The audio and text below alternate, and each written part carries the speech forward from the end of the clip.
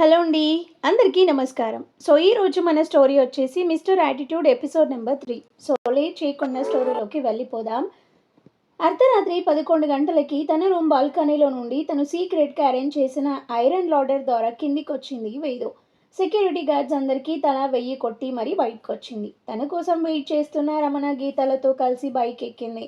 Ramana drive చేస్తుంటే మధ్యలో తను వెనుక గీత. తను కెనడా వెళ్ళకముందు ఎన్నోసార్లు వెళ్లారు.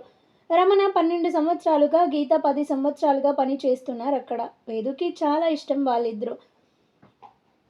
రమణ వాళ్ళ ఫాదర్కి చిన్న రెస్టారెంట్ ఉంది. అక్కడ midnight biryani famous. Vedus mansion దాటి కిలోమీటర్ దూరం రాగానే, వేదమ్మ, ఇంతకీ సిరి మ్యారేజ్ సంగతి ఏం చేశారు అని అడిగింది గీత. మీకు వాళ్ళ పేరెంట్స్ విశ్వక్ సంగతి తెలుసుగా, వాళ్ళు ఒప్పుకోరు అన్నది. అది తెలిసిన విషయమే, కానీ సిరి ఈ సంగతి వాళ్ళ ఇంట్లో చెప్పిందా లేదా అని అడిగాడు రమణ. ఇప్పుడు వస్తుంది, నువ్వే అడుగు అన్నది నవ్వుతూ. ఏంటి సిరి వస్తుందా మరి మను అని అడిగింది గీత. తనింకా వాళ్ళ అక్క కూడా వస్తుంది అనగానే, ఏంటి ఎప్పుడు లేనిది వాళ్ళ అక్క రావడం అని అడిగింది ఆశ్చర్యంగా గీత. ఇవాళ తన బర్త్డే, అందుకే రమ్మన్నా నేనే అన్నది వేదు. పావుగంట తర్వాత తమ రెస్టారెంట్ ముందు బైక్ ఆపాడు రమణ. వీళ్ళు దిగగానే అటు నుంచి సిరి, ఇటు నుంచి మను, మంజు వచ్చారు. హాయ్ వేదు అంటూ హైఫై ఇచ్చింది మంజు. ఏంటి గీత ఇవాళ ఎంత విదిలించింది మీ ప్రిన్సెస్ అని అడిగింది. 5 సెక్యూరిటీ గార్డ్స్ 5000 అంటూ నవ్వింది గీత. నేను సింగిల్ పైసా కూడా ఇవ్వలేదు, మా సెక్యూరిటీ గార్డ్స్ చూడకుండా గోడ దిగి వచ్చేసా అంటూ కళ్ళెగరేసింది సిరి. అంత ధైర్యం ఉన్నదానివి ఇంట్లో నీ లవ్ మ్యాటర్ ఎందుకు చెప్పలేదు అని అడిగాడు రమణ. అంతే, అందరూ నవ్వారు. సిరి మూతి పెడుతూ, అది గోడ దూకినంత ఈజీ కాదు షఫ్ బాబు, పద ఆకలి దంచేస్తుంది అంటూ లోపలికెళ్ళింది. తన వెనకే అందరూ వెళ్లారు. లోపల చాలా రష్గా ఉంది. రమణ వీళ్ళందరినీ టెర్రస్ మీదకి వెళ్ళమని చెప్పాడు. చల్లటి గాలి తాగగానే వేదు మురిసిపోతూ, ఐ లవ్ యూ హైదరాబాద్ అని అరిచింది పెద్దగా.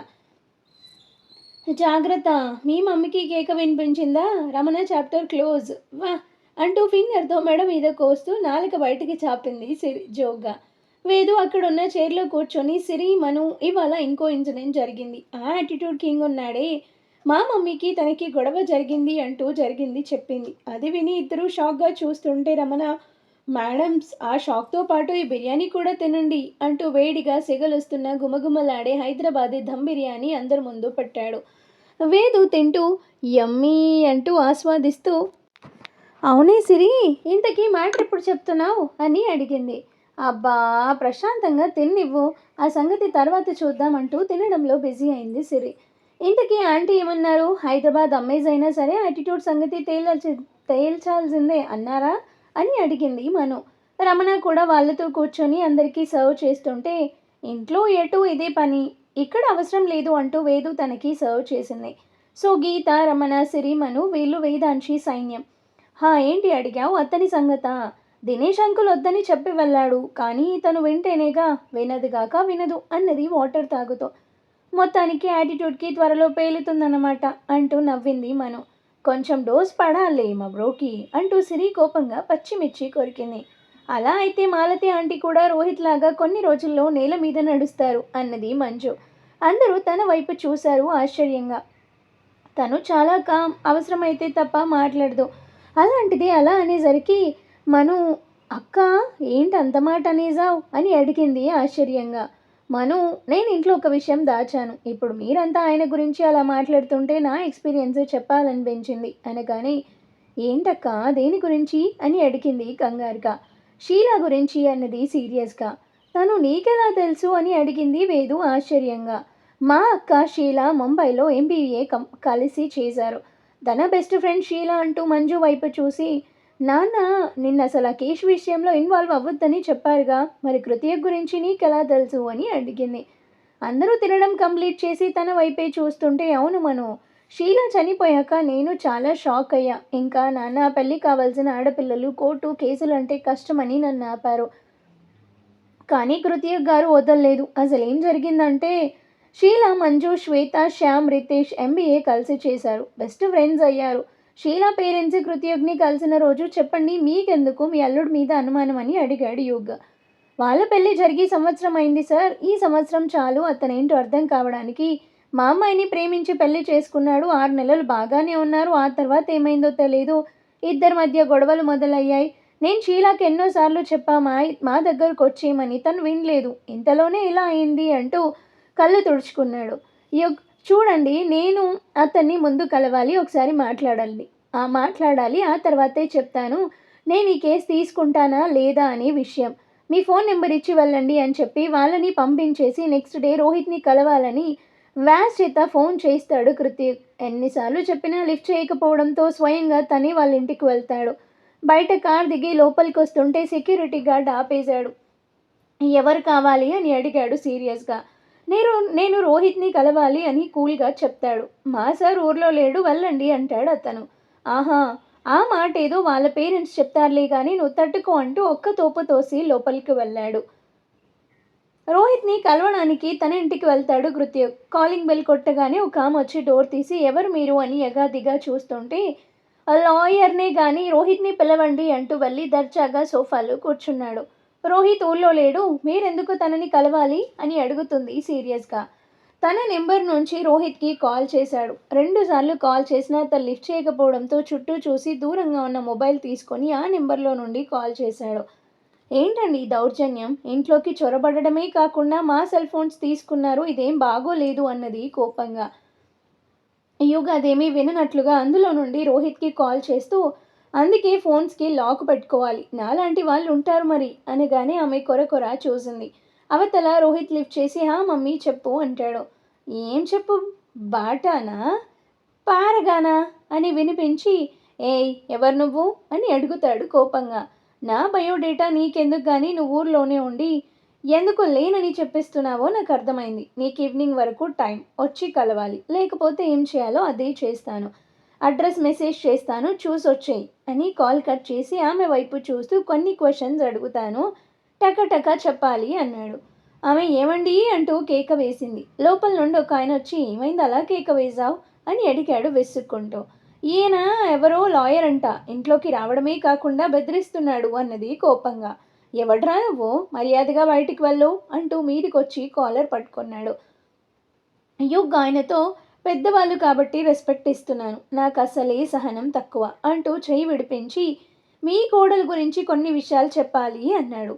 వాళ్ళిద్దరూ మొహమొహాలు చూసుకొని మేమెందుకు చెప్పాలి, ఆయన ఆ పిల్ల అలా చేసుకొని చనిపోయింది, తన క్యారెక్టర్ అంతా మంచిది కాదు అన్నది ఆమె. ఆ మాటకి యుగ్ ఓహో మీ అబ్బాయి మాత్రం ఏకపతివ్రతుడు అంతేగా అని అడిగాడు. అసలేంటయ్యా నువ్వు, లాయర్ అయితే కోర్టులో చూపించు నీ ప్రతిభా పాఠవాలు, ఇక్కడ కాదు అంటూ చెయ్యి బయటికి చూపించాడు అతను. యుగ్ పైకి లేచి చేతులు రబ్ చేసి లాగిపెట్టి ఆ అంకుల్ని ఒక్కటి పీకాడు. ఆయనకి దెబ్బకి చుక్కలు కనిపించాయి. నేను ఇంకా ఈ కేసు తీసుకున్నానని చెప్పలేదు, మీరంతా ఓవర్ చేస్తున్నారంటే ఖచ్చితంగా మీరేదో చేశారు తనని అంటూ సీరియస్గా చూసి బయటికి వెళ్ళాడు. ఆ రోజు సాయంత్రం యుగ్ వేరే కేసు విషయంలో బిజీగా ఉన్నాడు. వ్యాస్ సార్ ఆ రోహిత్ అసలు వస్తాడా అనగానే వస్తే వాడికి మంచిది, రాకపోతే వాడి కర్మ అంటూ వ్యాస్ వైపు చూశాడు. ఈలోపు రిసెప్షన్లో ఎవరో కొంతమంది రౌడీలు వచ్చి గొడవ చేయడం సీసీ కెమెరాలో చూసి అడిగావుగా, వాడు రాలేదు కానీ వాడి పవర్ని పంపాడు, పద అంటూ లేచి కిందికెళ్ళాడు.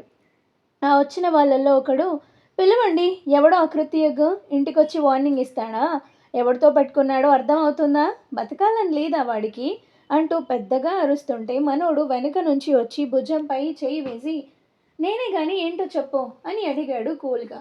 వాడు యుగ్ని ఎగాదిగా చూస్తూ ఏరా బలిసిందా, నువ్వెవరిని కలికావో తెలుస్తుందా అనగానే నేనింకా కేస్ టేకప్ చేయలేదు, మీరు ఇలా బెదిరించడం ఏం బాలేదు అన్నాడు సీరియస్గా. అనిల్ మా సారేనా ఇంత కూల్గా మాట్లాడేది అనుకున్నాడు. అది గమనించి బబ్లు మరదే సార్ అంటే, వాళ్ళని వాగనిచ్చి అందులో తనకి ఎంత అవసరమో అంత తీసుకొని వాళ్ళ సంగతి చెప్తారు అన్నాడు. వాడు కేసు తీసుకోవడం కాదు, అసలు ఆ అమ్మాయి పేరెంట్స్ని కలిసినా ఊరుకోం అంటూ చేయి చూపిస్తూ బెదిరిస్తుంటే కృతియుగ్ సునైనాకి సైగ చేసి వాడి చేతిని వెనక్కి మెలిపెట్టి డిప్ప మీద టప్పీమని ఒక్కటిచ్చాడు. వ్యాసు వసంత్ గారికి ఫోన్ చేసి మనం ఈ కేసు టేకప్ చేస్తున్నామని చెప్పు అని అనగానే అది చూసి మిగతా వాళ్ళంతా కోపంగా యుగ్ మీదికి రాగానే బ్రేస్లెట్ వెనక్కి జరిపి ఒకటి గడుపులో బలంగా గుద్దాడు. వాడు గిలగిలా తన్నుకుంటూ కింద పడ్డాడు.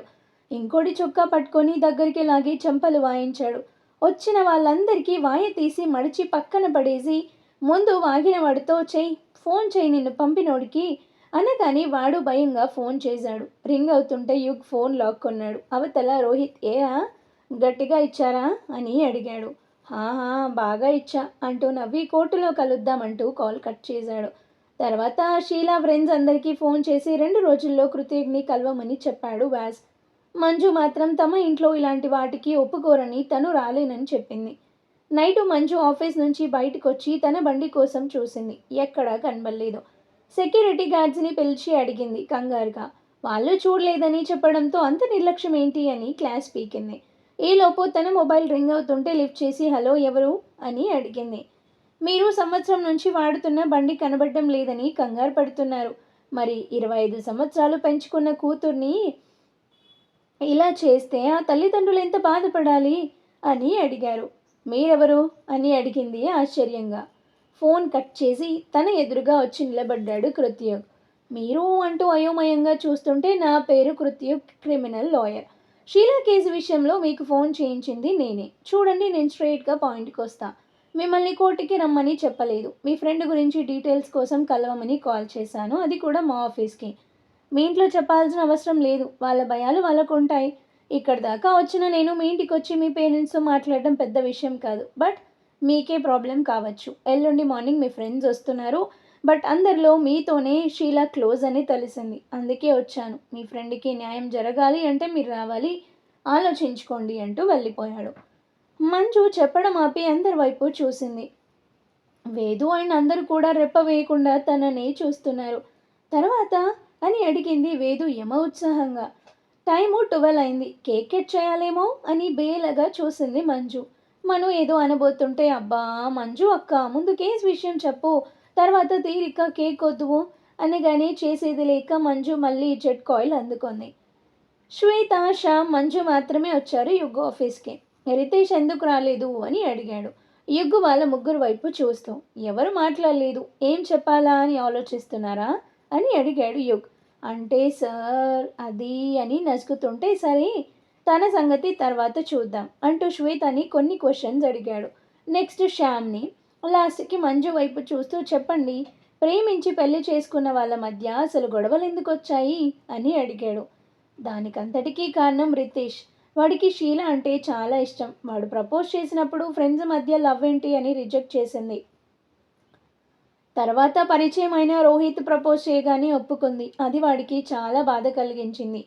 వీళ్ళ పెళ్లికి రాలేదు, కానీ 6 నెలల క్రితం గోవాలో జరిగిన శ్వేత మ్యారేజ్లో షీలాని చూశాడు. రోహిత్తో అంతలా క్లోజ్గా ఉండటం చూసి సహించలేక అంటూ వెయిట్ చేసింది మంజు. శ్యామ్ నాతో ఆ రోజు అన్నాడు సార్, నేను పనికి రాలేదు కానీ రోహిత్ గాడు ఎలా పనికొచ్చాడు అని.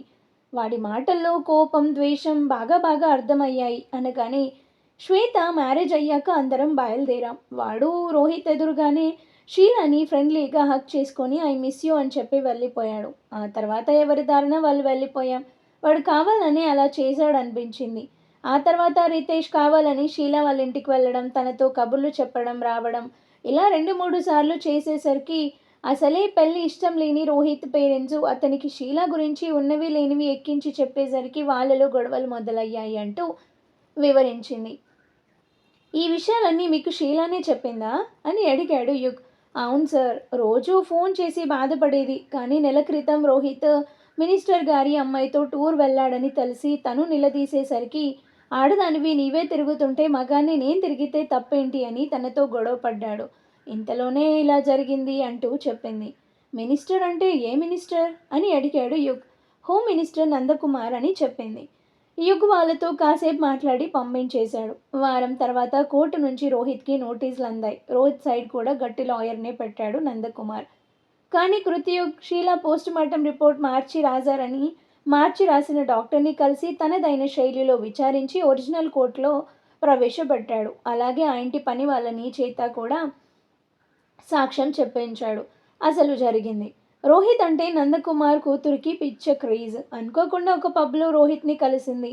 షీలా విషయంలో డిస్టర్బ్ అయిన రోహిత్ ఆ అమ్మాయికి పడిపోవడం, నెమ్మదిగా క్లోజ్ అవ్వడంతో విషయం తెలిసి షీలా నిలదీయడం, చివరికి అదే విషయంలో జరిగిన గొడవలో రోహిత్ షీలా గొంతు పట్టుకున్నాడు. అనుకోకుండా ఆమె అలా అవ్వడంతో నందకుమార్ ఇచ్చిన సలహా మేరకు అది వేరేలాగా చిత్రీకరించాడు. ఇవన్నీ కృతి కోర్టులో ప్రవేశపెట్టిన సాక్ష్యాలు. దాంతో రోహిత్కి జీవితం, నందకుమార్కి పదవి పోవడం జరిగాయి. ఆ ప్రాసెస్లో నందకుమార్ నుంచి కృతియోగి ఎన్నోసార్లు బెదిరింపులు వచ్చాయి. అయినా లెక్క చేయకుండా రోహిత్కి శిక్ష వేయించాడు. మంజు ఇది జరిగింది అంటూ ఆపింది. అందరూ కాసేపు అలాగే ఉండిపోయారు. సో ఆయన జోలికి వెళ్ళొద్దని మీ మమ్మీకి నచ్చ చెప్పు వేదు అన్నది మంజు. సరే నువ్వు పద, కేక్ కట్ చేద్దు గాని అంటూ తీసుకెళ్ళింది వేదు.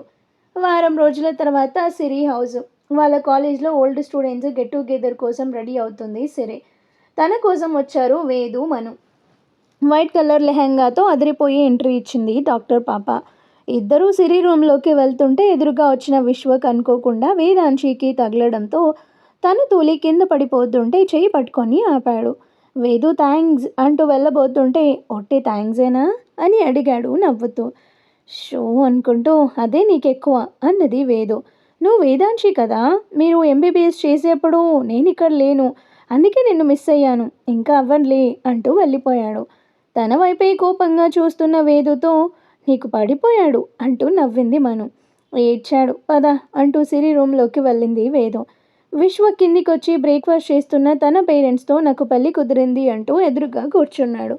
వాళ్ళిద్దరూ మొహమొహాలు చూసుకున్నారు. ఏం అర్థం కాలేదా అంటూ బ్రెడ్కి జామ్ రాస్తూ ఈ బ్రెడ్ నేను, జాము డాక్టర్ వేదాంశి అంటూ నవ్వాడు. హే సిరి రెడీనా అంటూ లోపలికి వచ్చిన వేదు మనులను చూసి ఓర్ని నాకన్నా మీరే బాగా రెడీ అయ్యారు అంటూ ఇద్దరిని ఎగాదిగా చూసింది సిరి. సిరి బెడ్ మీద ఉన్న జ్యువెలరీ చూసి ఏంటి జ్యువెలరీ ఎగ్జిబిషన్ ఏమన్నా పెట్టబోతున్నావా అని అడిగింది వేదు. సిరి నవ్వి మొత్తం నావి కాదు, సగం నాకు సగం మా వదినకు అనగానే నాకు తెలియకుండా వదినెవరే అని అడిగింది మను. మా విస్సుగాడికి కాబోయే భార్య. మా అమ్మ గత 4 సంవత్సరాలుగా ఇదే పని. నాకేం చేయించినా కాబోయే కోడలికి కూడా చేయించుతుంది అనగానే వేదు సరే పదండి టైం అవుతుంది అంటూ తొందర చేసింది. ముగ్గురు కిందికి రాగానే విశ్వక్ వేదుకి ఎదురొచ్చి కావాలని తను ఎటు వెళ్తే అటు వచ్చాడు. అది చూసి సిరి ఏంటని అని ప్రాబ్లం అని అడిగింది సీరియస్గా. వేదాంశి గారు మీరు డాక్టర్ కదా, నాకు ఇందాక నుండి గుండెల్లో ఏదో తెలియని నొప్పి మొదలైంది, ఎందుకో చెప్తారా అని అడిగాడు తనని చూస్తూ. నేను గైనకాలజిస్ట్ని, కార్డియాలజిస్ట్ కాదు, మీరు గైనిక్ ప్రాబ్లం వస్తే తప్పకుండా రండి అంటూ నవ్వి వెళ్ళిపోయింది. అది విని సిరి మను నవ్వారు. విశ్వక్ ఇద్దరు వైపు కోపంగా చూస్తుంటే మెల్లగా జారుకున్నారు. శారద ఆంటీ ఏంట్రా ఆ పిల్ల అంత పొగరుగా మాట్లాడుతుంది అని అడిగింది కోపంగా. మరి తన వెనుక 1000 కోట్లున్నాయి, మాటలు అలాగే వస్తాయి అన్నాడు శ్రీధర్. అసలు అంత ఆస్తి ఉన్న అమ్మాయి మనింటికి కోడలుగా వస్తుందా అని అడిగింది శారద. మమ్మీ అది డిసైడ్ చేసేది ఆ పిల్ల కాదు, వాళ్ళమ్మ మాలతి. పెత్తనం మొత్తం ఆమెదే. ఆమె హస్బెండ్ జయకృష్ణ, ఈ వేదాంశి ఇద్దరూ ఆమె మాట జవదాటరు. సో అటు నుంచి నరుక్కొస్తా అంటూ నవ్వాడు. ముందు ఆ పనిలో ఉండు. నెక్స్ట్ మంత్ ఈ వేదాంశి కోసం స్పెషల్ బిల్డింగ్ ఓపెన్ జరుగుతుంది వీడి హాస్పిటల్స్లో. ఆ ఫంక్షన్కి అటెండ్ అయ్యి ఆమెని మర్చి చేసుకో అన్నాడు శ్రీధర్. కానీ పిలవకుండా ఎలా వెళ్తాడు అని అడిగింది శారద. ఎలా అంటే ఆ బిల్డింగ్ ఓపెన్ చేసేది నేనే కాబట్టి అంటూ పైకి వెళ్ళాడు. అదెలా అండి, ఆవిడ వీడిని ఎందుకు పిలుస్తుంది అని అడిగింది ఆశ్చర్యంగా. మరదే నీ కొడుకు టాలెంట్, తను అనుకున్నది సాధించడానికి ఎంత దూరమైనా వెళ్తాడు అన్నాడు నవ్వుతూ. కాలేజీలో ఫంక్షన్ అయ్యేసరికి సాయంత్రం 6 గంటలు దాటింది. ముగ్గురు బయటకు వచ్చేసరికి విశ్వక్ కారుకి ఆనుకొని ఫోన్ చూస్తున్నాడు. వేదు సిరి ఏంటి ఎప్పుడు లేనిది మీ అన్న వచ్చాడు అని అడిగింది ఎగాదిగా చూస్తూ. అదే కదా నాకు ఆశ్చర్యం అన్నది సిరి. సరే నిన్ను డ్రాప్ చేయాల్సిన అవసరం లేదుగా, పదవేమను అంటూ ఫాస్ట్గా వెళ్ళిపోయింది. సిరి కామ్గా వచ్చి కార్ డోర్ తీసి కూర్చుంది. విశ్వక్ చుట్టూ చూసి నీ ఫ్రెండ్స్ ఏరి అని అడిగాడు. ఫ్రెండ్స్ ఎందుకు లేరా, వేదాంశి ఏది అనొచ్చుగా అన్నది సీరియస్గా. సరే వేదాంశి ఏది అని అడిగాడు కారెక్కి. నువ్వు మార్నింగ్ చేసిన దానికి చిరాకు వచ్చి వెళ్ళిపోయింది కానీ స్టార్ట్ చేయి అని అన్నది సీరియస్గా. నాకు వేదాంశి చాలా బాగా నచ్చింది సిరి అన్నాడు కార్ స్టార్ట్ చేసి.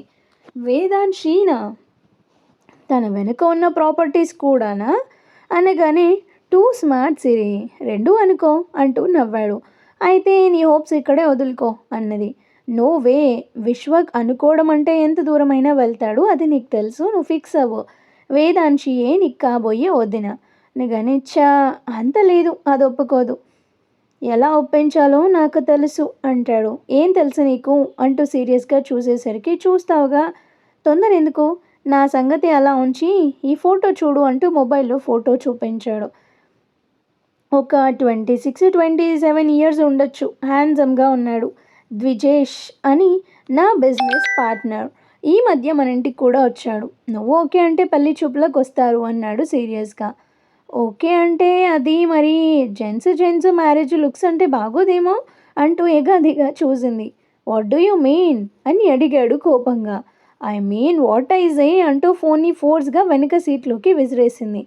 ఏంటి సిరి ఊరుకుంటుంటే మరీ ఎక్కువ చేస్తున్నావు. ఇప్పుడు చెప్తున్నా, నీకు ఇష్టం లేకపోయినా ఈ పెళ్ళి జరుగుతుంది ఎల్లుండి పెళ్లి చూపులో అని కరాఖండిగా చెప్పాడు. సిరికి టెన్షన్ మొదలైంది. కారు డ్రైవింగ్ చేస్తున్న వేదుతో, విశ్వక్ ఉన్నాడనే కదా సిరిని వెళ్ళమని చెప్పావు అని అడిగింది మను. అంటూ తలూపింది.